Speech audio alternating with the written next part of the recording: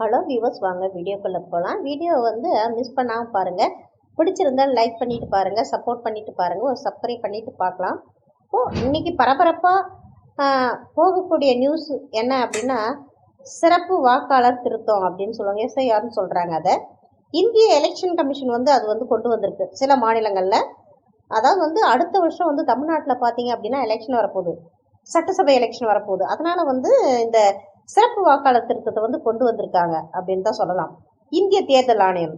இதை பற்றி இன்னைக்கு பார்த்தீங்க அப்படின்னா அனைத்து கட்சி கூட்டம் போட்டிருக்காங்க. மகாபலிபுரத்தில் இருக்கிற ஒரு 5 ஸ்டார் ஹோட்டலில் அனைத்து கட்சி கூட்டம் நடக்குது. ஆளுங்கட்சியின் தலைமையில் இன்னைக்கு நடந்துகிட்டு இருக்கு அப்படின்னு தான் சொல்லலாம்.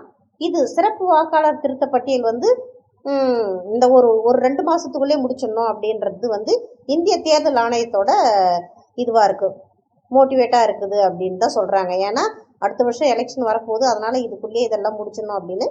அதுக்காக தான் இன்றைக்கி அனைத்து கட்சி கூட்டம் ஆளுங்கட்சி தலைமையில் போட்டிருக்காங்க. பதிவு செய்யப்பட்ட கட்சிகளை அழைத்து பேசியிருக்காங்க.